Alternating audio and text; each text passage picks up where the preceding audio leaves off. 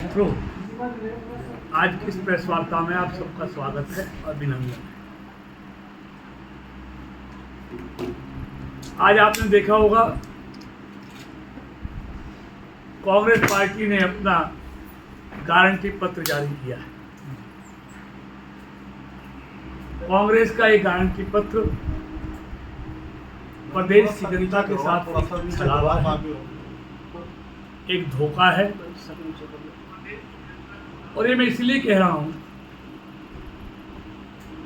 कांग्रेस ने अब से पहले जिन जिन प्रदेशों में जो घोषणाएं की थी, गारंटी दी थी, आज उन प्रदेशों में जाके पूछिए कि उनकी घोषणाएं का क्या हुआ है। धोखा देना, लोगों के साथ छलावा करना, लोगों को बहकाना, भ्रमित करना, ये कांग्रेस की पुरानी आदत है। अभी आप देखेंगे कांग्रेस ने अपनी गारंटी में कहा है कि हम 2 लाख युवाओं को सरकारी नौकरी देंगे। कैसे देंगे, उसका जीता जाता प्रमाण उनका कांग्रेस का विधायक ये कहता है कि नौकरी देंगे खर्ची और पर्ची से। 50 वोट लाओ और नौकरी पाओ। कांग्रेस का एक दूसरा विधायक, मैं नाम नहीं, मेरे पास नाम है दोनों के, वो कहते हैं कि सरकार बनते ही हम सबसे पहले रिश्तेदारों को, अपने सभी सगे संबंधियों को नौकरी देंगे।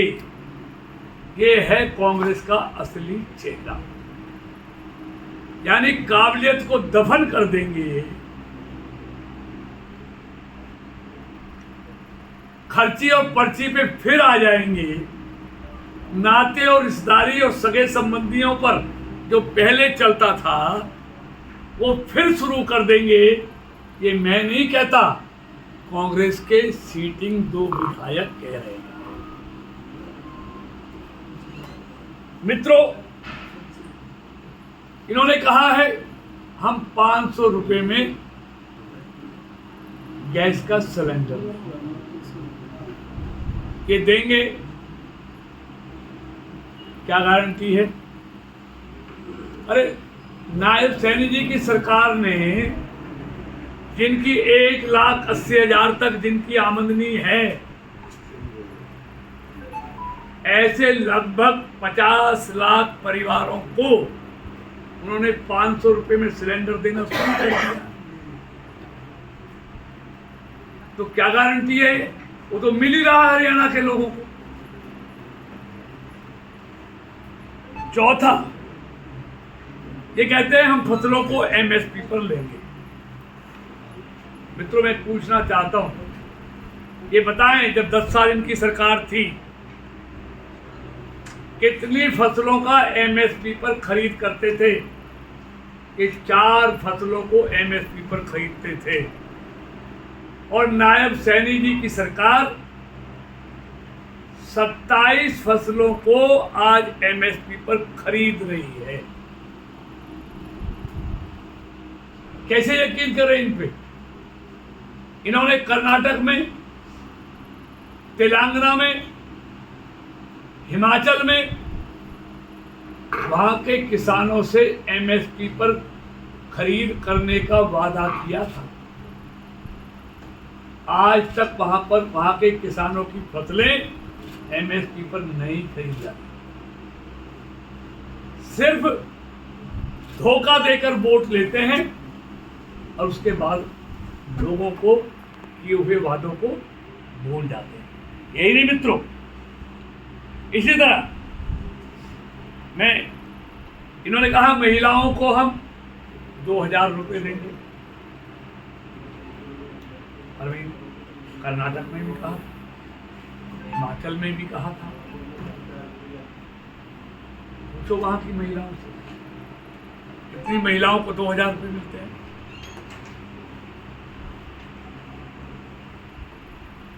ये 2000 रुपये कैसे देंगे? लोगों, महिलाओं से, बहनों से वादा किया, महिला सशक्तिकरण की बात की, लेकिन वो फरेब निकला बहनों के साथ, झूठ निकला। और महिला सशक्तिकरण की तो इसमें दिखाई देता है कि कितना महिलाओं की इज्जत करते हैं। जब घोषणा पत्र जारी कर रहे थे, एक महिला कांग्रेस की नेत्री कुमारी शैलजा को बुलाया भी नहीं गया। यही नहीं, किस तरह कांग्रेस के एक नेता ने उनके लिए जाति सूचक गालियां दी। क्या यही इनका वादा है महिला सशक्तिकरण का? मित्रों, यही नहीं, मैं यही पूछना चाहता हूं। ये कहते हैं हम पुरानी पेंशन देंगे, लेकिन पेंशन तो कैसे देंगे? आज हिमाचल में जाकर देखिए, पेंशन तो तब दी जाएगी 2 महीने से वहां के कर्मचारियों को तनख्वाह के लाले पड़े हुए, तनख्वाह नहीं मिल रही है।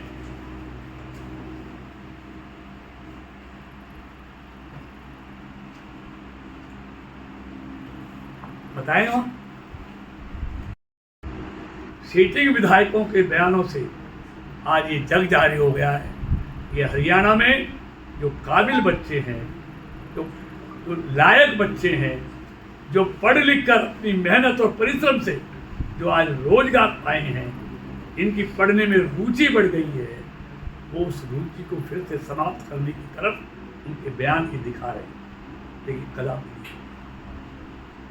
हरियाणा का मतदाता अच्छा जानता है कि उसके हित में कौन सी पार्टी की सरकार है जो हरियाणा को प्रगति के रास्ते पर तेजी से आगे बढ़ सकती है, जिसका हमारी पार्टी का एक ही संकल्प है, विकास और सुशासन। और इनका एक ही है, धोखा दो, वोट बटो। इसलिए मित्रों, मैं आपके माध्यम से आज ये सारी बातें प्रदेश और जिले के मतदाताओं को बताने के लिए मैंने कही है। आप इतनी बड़ी संख्या में आए, आपका बहुत धन्यवाद। आप कुछ पूछना चाहते हैं? मंत्री जी, आपने कही अभी पेट्रोल की कीमतों में इन्होंने इजाफा किया जहाँ जहाँ इनकी सरकार है, लेकिन अगर बात करें जब कांग्रेस की सरकार थी तब क्या रेट था और आज क्या रेट है? देखिए राजेंद्र जी, ये सब अंतर्राष्ट्रीय अलग से ऑयल कंपनियां भी इंडिपेंडेंट, अंतर्राष्ट्रीय मार्केट के हिसाब से होती है। और सिर्फ तेल क्यों, अगर आज से आप 50 साल पहले जाएं तो घी किस रेट मिलता, चावल और दाल किस रेट मिलती थी। लेकिन मैं ये कहना चाहता हूँ, आज अभी लिखा होगा, आज आपने पढ़ा होगा, पिछले 4 महीने की न्यूनतम महंगाई दर 1.3 आज सबसे कम है।